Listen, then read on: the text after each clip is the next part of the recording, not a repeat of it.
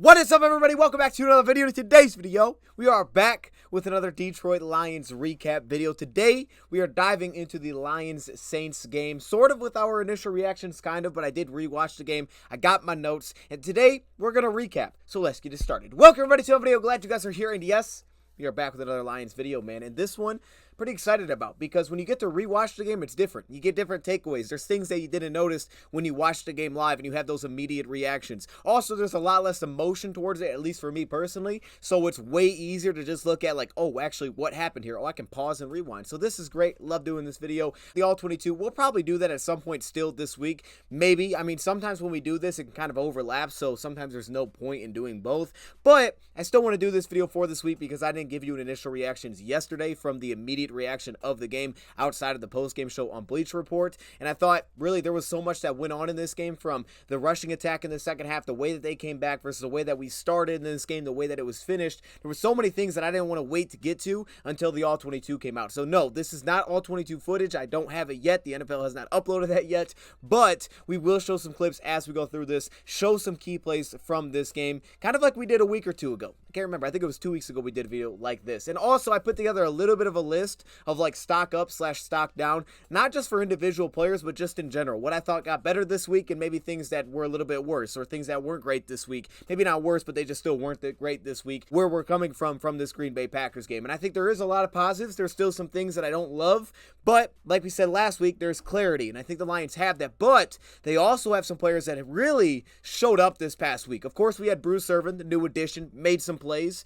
and we'll talk about him a little bit. Jalen Reese-Maybin was massive. He was one of the best players on the field, in my opinion. All phases: coverage, run defense, blitzing, special teams. He was incredible. And then you can also look at a guy like Romeo Okwara, who arguably, maybe he played his best game of the season with the Lions. They haven't given up on giving Romeo Okwara snaps. He's continued to get looks. And this week, there were two specific plays back to back, which we're going to showcase, where he came through.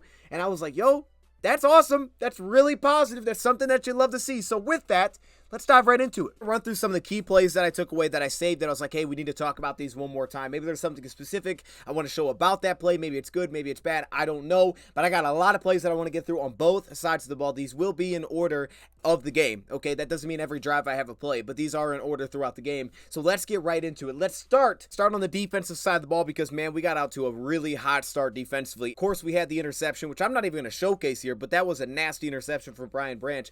But how about the run defense from the Lions as well to get things kicked off? The ability to get them into second and long, specifically early, was amazing. Now, we saw in the second half they had some chunks. They had a really good drive, which we'll talk about a little bit here. But here we have Aiden Hutchinson forcing a blown block on their right tackle, winning that matchup. Jack Campbell, also you see the discipline here against the run and getting a stop. You can see Benito getting upfield, kind of clears up Jack Campbell. But Aiden Hutchinson, we talk about the pass rush all the time. How about the run defense? This was a perfect example of that. Now, something that we had to deal with in this game was Taysom Hill's legs. And everybody's had to deal with it so far this season. He's been difficult for all the other teams that I have watched to deal with. I thought the Lions really settled in to slowing down Taysom Hill, and they also had to throw bodies towards stopping Taysom Hill. They had the one pass attempt with him on a rollout play, which was incomplete, but the Lions were rolling down their safety, their single high safety, almost in the box when Taysom Hill went check into the game. That's one of the adjustments that I thought that they made. And a specific area where I thought the Lions had to really pick it up was, one, they were pulling offensive linemen every time Taysom Hill was essentially in the game. They did some zone read looks, which the Lions handled pretty well. Also, the quarterback draws. That was probably the biggest issue, because up front, you have to be extremely disciplined to not just get upfield, lose the gap, and then allow these offensive linemen to shoot up to the second level and just get easy blocks, springboard a big play. So the first one we have right here, again, Aiden Hutchinson playing the run. They try to set up this draw play. This is early in the game, but look at the edge that he sets here on the right tackle. Also, Benito Jones, while I thought at the point of attack he was a little bit hit and miss, specifically when he got some goal line situations, and also he kind of had to play at times a little bit differently because we didn't have Elaine McNeil completely in this game. But here, discipline, doesn't race upfield. It looks like Jack Campbell was actually looking to blitz on this play. Yeah, he works his way through the traffic, finds a way to make a tackle, but I really do think it starts with Aiden Hutchinson. The edge that he set here on the right tackle, he was dominant there at the point of attack, and the Lions get a good stop against this draw look. Continuing on the defensive side, let's move into coverage here. This is one thing that I really liked about Aaron Glenn, and I think last week we all had a lot of questions. There was a lot of questions that came out, and we discussed that through all 22 videos, so I think it's definitely worth still checking out if you have not, because if you watched last game, there's certain plays on here where we can specifically point it out, and they make more sense when I praise them versus not knowing what happened last game. There's specific plays. I'm going to show a really good one on the offensive side of the ball a little bit later. But here on the defensive side of the ball, one area where the Lions' success late against Green Bay was when they were bringing the linebacker blitz and not making it as predictable when they were going to bring that blitz. Now, this wasn't necessarily a blitz. Instead, it was still a four-man rush, but it was utilizing the linebacker position to bring that four-man rush, which we've done in the past, so it's not something that's super new. And also, if you're efficient on first down, it allowed Aaron Glenn to seemingly kind of open that up a little bit more. But here, for the Lions to bring Jack Campbell on a rush, show Jalen Reese-Maybin to blitz as well, drop him out. Now, what I love here about Jalen Reese-Maybin is seemingly the recognition here. It looks like they're going into a cover 3 look, and Jalen Reese-Maybin is going to kind of bluff that he's going to blitz, then he's going to drop out into coverage. The key that stands out to me is this. One, Jack Campbell gets pretty much free on this play, so now you have pressure in the face of Derek Carr. But number 2, Jalen Reese-Maybin, you see him communicate with Cam Sutton on this play, and he sits down, takes away the little spot route there from the tight end on the play. Now, it was still a drop, but he would have limited that pass. And I think the big thing that stands out there was the recognition for him to step in and be prepared like this. And I mean, even if this was a man coverage look defensively on this play, you still get that communication where, you know, you have Cam Sutton playing half turn, and when he reads Jalen Reese-Maybin saying, hey, drop out, and then he can communicate, pass that off, take the running back. But if this is a zone coverage look, which it definitely could be as well on this play, if this is a cover 3 look, I just love that communication. You could see them dropping out Josh Paschal, almost showing a man look here pre-snap, where again, you could think that that wheel route could be set up a little bit of a rub on this play. You can see that communication that's there, and because he's going to sync up with play action time, and also as Sam Laporta going right by him vertically, so he's got to get his outside. He syncs his stem or the release of his route with the play fake on someone. Now by the time he hits that linebacker that's in the underneath zone, now he's past that linebacker and he's giving it off. Now at that point, you're giving off to a deep middle safety, which is ultimately going to be held by Goff and also the outside route. Plus, if it is to the other linebacker on the opposite side of the field, the other hook zone linebacker, all of a sudden he now has no leverage on this play to help out because again, he's going to be an outbreaking route. Obviously, you want more of that, but specifically here, Tracy Walker gets kind of held into the inside by a route. You give a little bit too much space. You're not able to close that ground. If anything, maybe Cam Sutton get a little bit more depth if something's not immediately in front of you.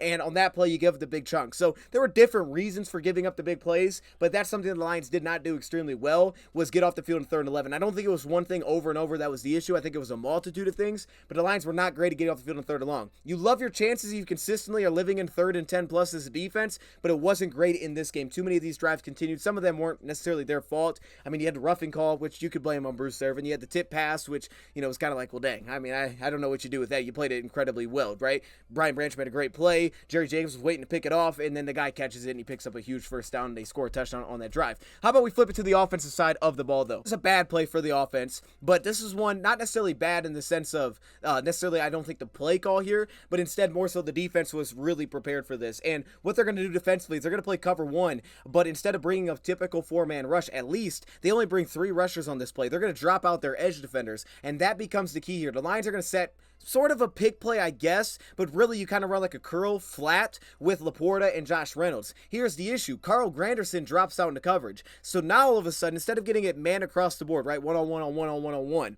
instead of getting that kind of look defensively where, hey, if I run this flat and they switch, you throw that quick curl route, we got a first down. Or if they don't switch, now I just hit the flat, he takes off and he gets the first. Plus, Sam Laporta broke 2 tackles on this play. Like, he could have absolutely had the first down if Carl Granderson was not dropping into coverage. And because he did, I think 2 things here. Number 1, great effort. He made the tackle after Sam Laporta literally made both guys miss. But secondly, it also gave the slot cornerback an opportunity to pass off his route and take Sam Laporta on the play instead of sticking inside there. Because Granderson was there, he was able to say, Granderson, you take that. He's just going to sit down this little curl route. I can jump into the flat and take that away. Now you threw off everything by having 2 guys drop underneath. You only bring a 3-man rush, and they were ready for that play. But also give credit to Carl Granderson, man. He really made the play across the board. Moving back to the defensive side of the ball here, let's talk about some more good. Here's a 3rd and short. The Lions get a stop here. Now, what stands out? So they go 3rd and 3. They run a speed option on this play. That's interesting, but that's what they do here. Now, first off, we knew coming into this one, it was one of our keys to the game, was DB run support has to be there. And it was. I would say from Tracy Walker to Jerry Jacobs to Cam Sutton to Brian Branch, they were playing the run incredibly well. He had some hit and miss at times. You know, I remember there was one for Kirby Joseph where he gave up the edge, right? He was kind of steep, gave up the edge. They picked up probably more yards than you would have liked there. But for the most part, part, the DB run support was on point. And here, even though Jerry didn't make the tackle, he still got some contact on this play. But the key is this: Josh Paschal getting upfield, forcing the pitch on this play, and then it's Derek Barnes, who does not get sealed up, gets to the outside, uses that aggressive speed. This is where you love him the most, is tracking someone down, rams them out of bounds. Lions get off the field on the 3rd and 3. That's a great short yardage stop. Let's flip it back to the offensive side of the ball. Talk about some good. So while Lions defensively were not great on 3rd and long, they were pretty darn good on 3rd and long on offense. Again, you don't want to live in that world. It was like a weird game, or for some reason, both teams were pretty good here. But the positive is the offense did produce. And there's a lot of positives I think we can go into with Goff. He did miss a few throws, no question. There was a 3rd down pass that he missed to Josh Reynolds. But this was not that. Here they go into what looks like a cover 3 defense here. And you're going to see that they're going to run kind of a concept that it seemed like they did multiple times in this game against this defense, was we're going to push vertically with Jameson Williams. And then that's going to give us an opportunity to kind of pull the safety out of the play. Plus, Goff can kind of hold it with his eyes. Then we're going to come back on the opposite side and try to free up, get a one-on-one with Amon-Ra St. Brown, specifically in this example. Goff seemingly is holding kind of that underneath zone safety that rolls down, and he's able to just put it right over the top of the defense, drop it in the bucket to St. Brown. Plus, on top of that, I'll give credit to the pass pro. You could see on this play, while he had running back help, a guy like Sam Laporta working on Zach Bond, who had a nasty one on Penei Sewell. The dip was ridiculous on that sack that he had. But here, handling business in pass pro, you give Goff a pretty clean pocket. This is kind of a good and bad play, but I wanted to showcase it for the good. Colby Sorstel definitely was not perfect in this game. I'm not walking away like, yo, Colby's that dude after this game. Like, no. But Colby, to me, showed legitimate strides in this game. Now, you could argue, okay, well, he should, right? I mean, this interior defensive line, maybe they're not as good as Green Bay. Though they do have some dudes, Malcolm Roach, obviously. They have some real players in the interior. But Colby Sorstel, to me, took major steps in this game. Again, not perfect. We saw some immediate blown blocks, like a red zone opportunity where we kind of had an incomplete pass to St. Brown, or maybe he was throwing it to Donovan Peoples-Jones, but because of a kind of an immediate blown block, forced Goff out of the pocket. But there was positive, and this would be an example here. The movement that he's getting on this zone run block here, driving behind the right guard on this play, the movement that he and Jonah Jackson both get. Now, this gets shut down. We know the strength of this run defense is their edge defenders. Cam Jordan played. You could see an example here. Penei Sewell kind of loses that block, sealing up here on the edge. Also, you kind of get like a split block here from the tight end, Sam Laporta. It's not the best block either there, and that thing gets kind of halted, doesn't maybe get the pop you would have liked, but the movement was excellent. I think that's a good example that's worth showing off there. And again, we come back and you see something like this, and you're like, okay, there was losses. There was absolutely losses for Sorstel, but it was a step up from Green Bay. I mean, they had to bench him. They benched him at halftime. He played a lot better in this game. And honestly, man, like, I guess give credit to the staff for saying, we're going to go right back to him. Graham's going to go to center. We're going right back to this guy. Give credit to all of those guys. We're going to leave Jonah in, so we're not going to put KO'd in. And he improved. He was better, I thought, this week. All right, let's flip it over to the defensive side of the ball once again here. This one looked a little weird. Looked like some sort of break-in. I don't know exactly what happened from what I could tell in this play. To me, I think there was some confusion with Kerby Joseph not rolling down into the box when Cam Sutton rolled over top. He kind of stayed at a deep alignment. He never really rolled down to the box. Maybe that's part of the reason it seemed like Derek Barnes didn't really shift over, because on this play, Josh Paschal shoots inside. Derek Barnes doesn't get to the edge. He gets sealed up, and now you have an easy outside zone run. It felt like there was some kind of issue here with a guy like Kerby Joseph, maybe not like rolling down into the box, allowing Derek Barnes to kick over, because, again, Kerby Joseph didn't seemingly have a matchup here with the tight end.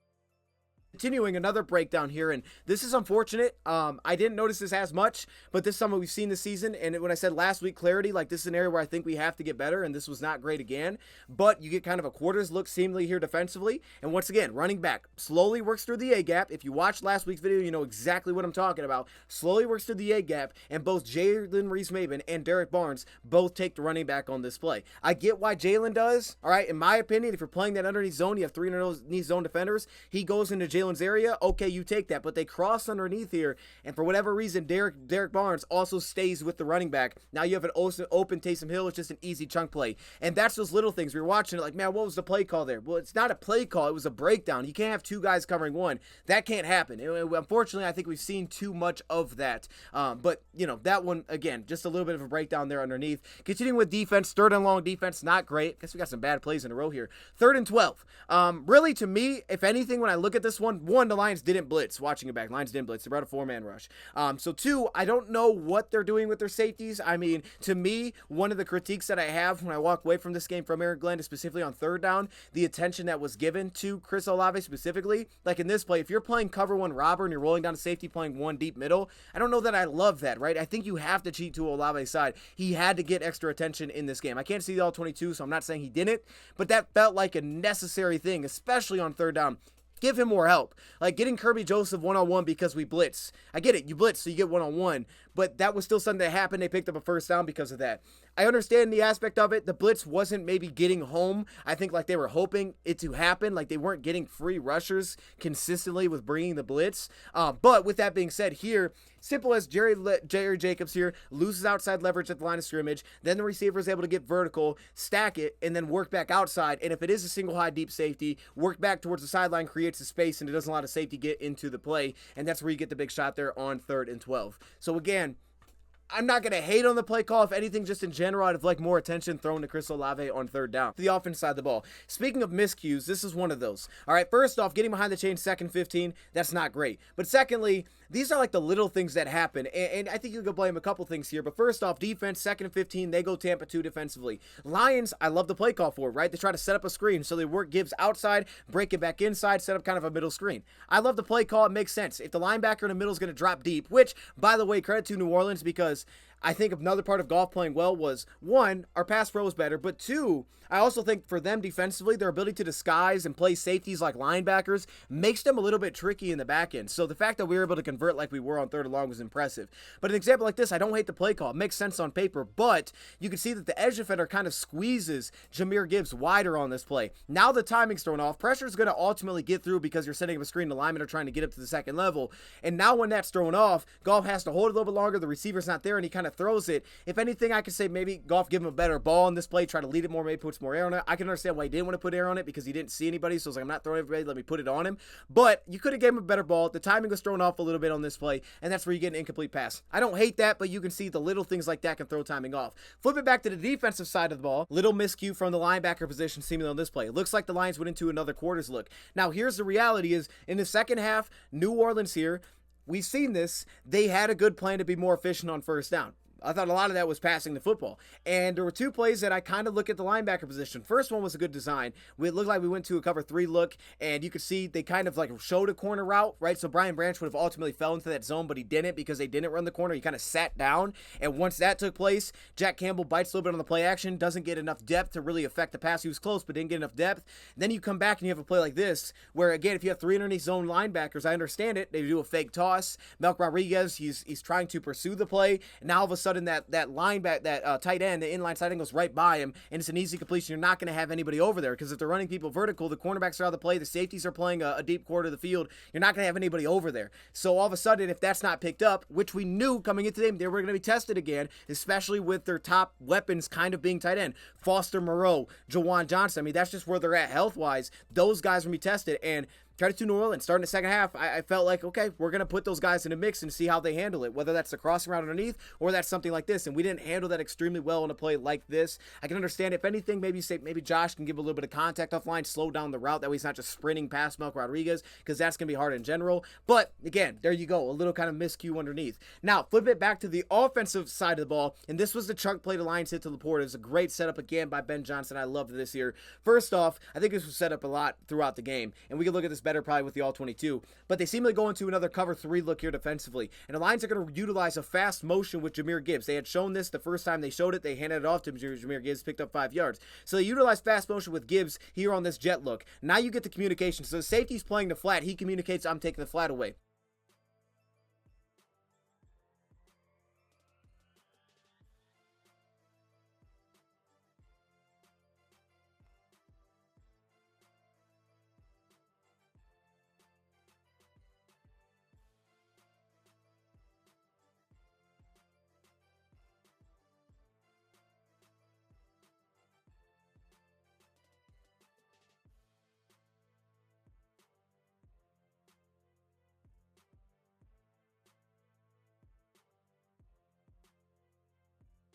Once that happens, instead of it being like a cross motion where he sits down, now you can adjust on the fly, when this is fast and he rolls to the flat, now all of a sudden this outside corner is going to stay vertical with Josh Reynolds on the play. And it seemed like Josh Reynolds with his release was able to take that attention with the cornerback, go release outside, then push vertically. Now he pulled that outside cornerback with him, sitting on the outside hip. And then Laporta was able to kind of just play right underneath that, break outside of it. Now you have no outside third because that corner is supposed to be the outside third. Create a wide open window. Again, the pass pro was there. You have a huge play. Graham Glasgow's pass pro was good. And it was just enough, I think, from Colby Storr. So again, it wasn't perfect, but it was enough because Graham Glasgow and the other guys handled business, so he was able to kind of step up and deliver this pass, hold the safety as well on the play with his eyes, and allow this thing to really set up. And then, of course, what Laporta did after the ball's in his hands is what we all know that he can do coming out of the draft. Continuing on the offensive side of the ball, this is just like to me, Jahmyr Gibbs, whoa. Like, that's what I took away from this.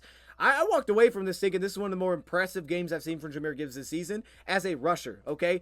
Just simply as a runner, because we felt like, it's been hit and miss. I didn't think last week was his best week. Obviously, some of that has to do with offensive line play. But a run like this, like, to me, as this thing is not, like, crazy, to me, a run like this was special. The run like this felt special. I'm going to show you why.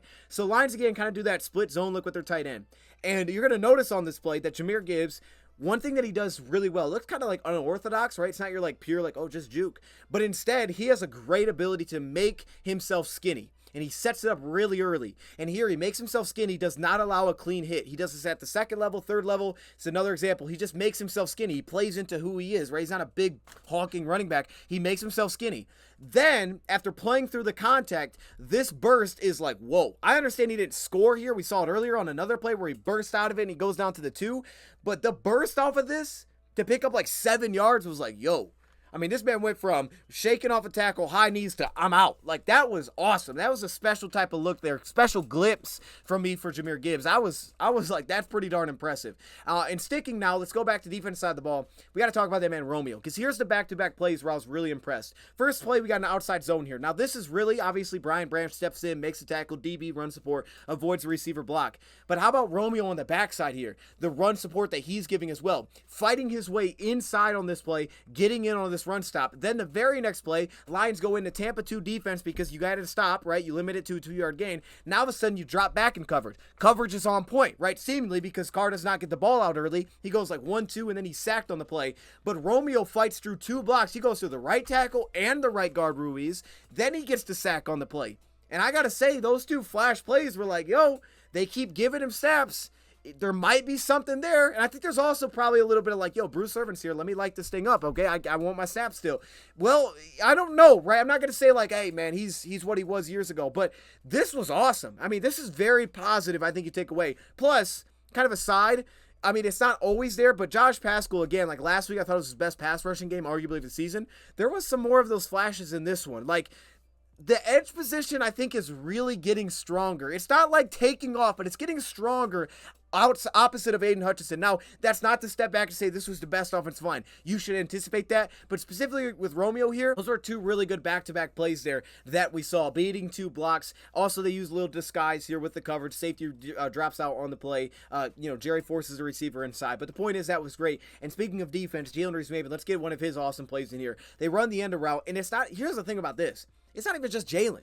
It's what is everybody else doing? Brian Branch, Aiden Hutchinson, they're prepared to take this thing away, right? I mean, there's multiple guys that are going to make this play, even if Jalen does it. Jalen plays the running back first, and he goes immediately from running back doesn't have it, that guy has it. Gets out in front, shuts this down, Bohanna gets on a tackle. But Hutch and Branch were both set up to really set the edge as well if this thing would have went there. So they were all over this play, again, to get them behind the chains. Great play by the defense. Let's flip back over to the offense here. I want to show a couple more plays. This is, to me, where I want to point out Jared Goff specifically and say, if you watch last week's video, you'll get what I'm saying here. This is, to me, where Jared Goff was awesome in this game. And you can literally see 2 ways, a lot of ways actually. You can literally see the growth from taking last week and just getting better and just implementing directly those things into this week. Let me tell you why. Number 1. Obviously, we saw him step in the pocket, deal with some of the pressure. He didn't take off the scramble, and he protected the football in a sack. That's 1, right? He didn't even try to scramble. He stepped up, looked for things downfield. But here's another thing, and some of that's also route tree, right? Jamison, again, he's been emerging as a crossing option for us. That guy is becoming very threatening. We'll talk about that, but even on the last play where we sealed it, Jameson Williams burnt the cornerback. Like, if it wasn't for an immediate blown block, Jamison had burnt the cornerback on the outside. He would have had a touchdown over top, easy. But with that being said here, Jared Goff here recognizing on a 3rd and 10 that no one has David Montgomery with pressure. Handle the stunts, okay, seemingly with Colby Sorstill on this play. But when you notice, right, the timing seems a little bit off on the top of the screen. Seems like they may be going into man. I couldn't tell if this was what this was exactly. Seemed like they may have been going into man. They kind of try to switch release, run this maybe little out route here with Khalif. They run a little stunt. Goff steps up in the pocket. But for his ability to find this running back, why this was huge is this. No one was on the back. And if this was man coverage, we saw last week against Green Bay, 2 or 3 plays, nobody covered the running back. There was 2 or 3 plays where literally nobody covered the running back, and we didn't go there. This tells me when you step back, they made this a point like, hey, look, dude, they're not even covering our running back. So even when it was like a positive, 4-yard gain, the running back wouldn't even get matched up with. So to, again, feel the pressure, not look to take off, understanding the down and distance 3rd and 10, so me taking off, there's no positive for that. Got to keep my eyes downfield. But number 2, there's no one covering the back. Like, to feel that, be like, wait a minute, you're not covering him. When I step in the pocket, I see the defense move. I see that Monty's not covered. I throw it out there. Now, he dropped it, right? But that recognition felt like an immediate growth from last game. And to me, that's really exciting because you can directly point that to last week where multiple times Green Bay didn't cover the running back and we did not take advantage of it. Even if they were positive plays, still being able to pick up on that and find it was awesome. Now, let's continue. I want to flip back to defense one last time here. We saw this a little bit last week, I think, with Green Bay, kind of. If anything here, I think maybe this a little bit of not the best recognition, seemingly from Jerry on this play.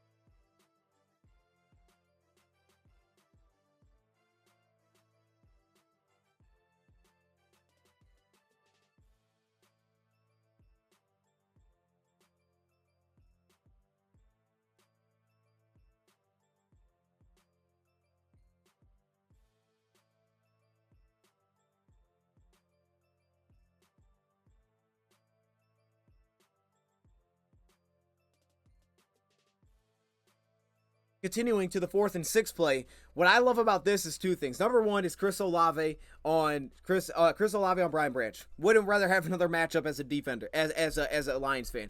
If you're gonna give me a 1-on-1 because I'm gonna blitz, I want that guy on that guy. Like, I really walked away at times saying, man, you should have just shadowed him. I understand you're giving away that it's man, but dude, just follow him around with Branch. And I'm not even saying this is the best coverage, but the timing was off. Now we could say, well, Jameis Winston timing's off. That's very possible, but Derek Barnes here on the edge. Now, you bring a blitz, you expect this to happen. But Barnes with a little hesitation, beating the right tackle here, getting in the face of Jameis, that threw off the timing. And when that timing got thrown off, now this comeback route gets thrown off. I couldn't really see the top of the route or what took place there. There's a little bit of space, but he stumbled out of his break. You got Branch on him one-on-one. I love that, obviously, for us. Pass is incomplete. Give a little bit of love there to Derek Barnes, specifically getting some pressure because there were multiple flashes where you're like, he's getting some pressure here. And then the offense side of the ball, the ability to seal the deal. First off, you have a 3rd and 8 play where you have to look at simply Sam Laporta winning one-on-one. Cover 1, they keep one underneath defender, and you have this dig route to Sam Laporta.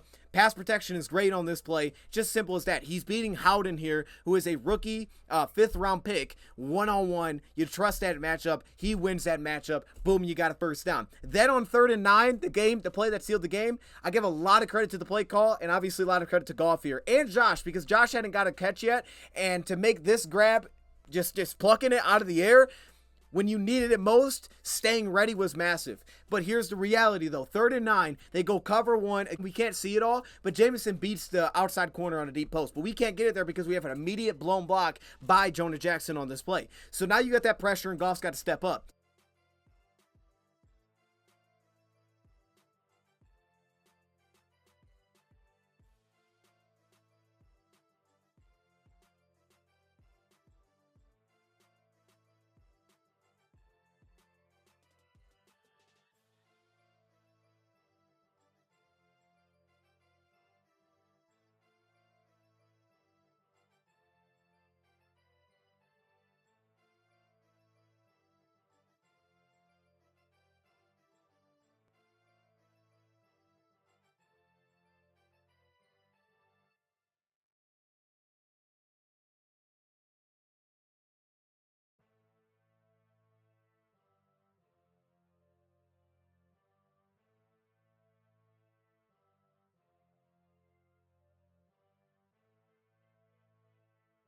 Goff makes an acrobatic pass.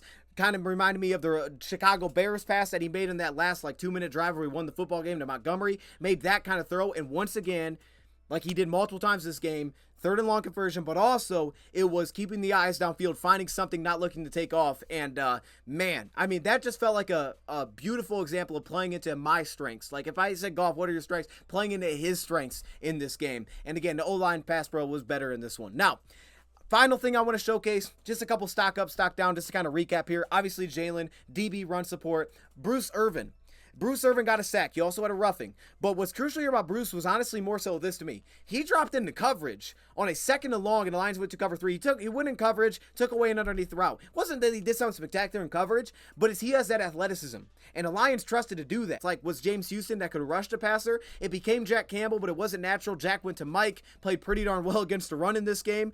You had some hit and miss, of course, taking on blocks. He had some good, he had some bad, and also in coverage a little bit as well, in my opinion, but nothing major. But really, for Bruce Irvin to have that ability to now drop into coverage, but also be primarily a pass rusher. Charles Harris showed some things in this game. He got some wins. Romeo got some wins. Julian was inactive, but he showed you some pass rush, so it kind of gave you a little bit of that element back, and that was kind of cool to see them open up the flexibility for him a little bit in this game. Source still improved in this one. We handled stunts pretty well. I thought as an offensive line it was better. That was something that Dan Campbell emphasized coming into this week. I thought it was better. Glenn's play calling, specifically early. Second half they adjusted. We kind of had to settle back in. There was things that I didn't love, but I thought he had a relatively good game plan. And on top of that, the way that he was bringing pressure without blitzing, and on top of that, kind of the ability to handle Taysom Hill with a safety in the box, play aggressive on those downs. There were a lot of things to like. It's obviously not all going to be perfect. A lot of things that I like. 3rd and longs, you can blame some of that on play calling for bringing pressure when it doesn't get home, but at the same time, there's also the aspect of players got to make plays. I mean, it's just that simple. Players, you got them in 3rd and 10 plus, you should get off the field. Should not happen that consistently. Also, Jahmyr Gibbs was like, whoa, some of the rushing plays were awesome. Some of my okay, that still wasn't necessarily great. Interior defensive line pressure as a whole. Now, Aleem McNeil, the injury, it stinks to see that. And you don't really anticipate a ton of guys to get into your pressure, but I do think if you looked at this roster and you said, what are we lacking? It's a guy that can get that. It's not 3rd down we could put Hutch inside, right? When you do that, you can move guys around, you can get pressure. But on 1st and 10, which guy can transition from playing to run to rushing to passer? Outside of Aleem, I don't think we have a consistent player that can do that. It's why I kind of brought it up during the trade deadline, is adding another DT, trying to get someone that's a little bit more can play in that realm. And especially without Aleem, I don't think you really have much of that, right? Bohanna's not going to give you that. Benito may give you a little bit of it, but you don't have enough consistency there. I think that's where the Lions specifically showed they were lacking a little bit in this one. In fairness, Eric McCoy is a really good center, so you have that matchup too to deal with, but it is kind of a little bit of a lack, I think, when you look at this Lions roster currently right now.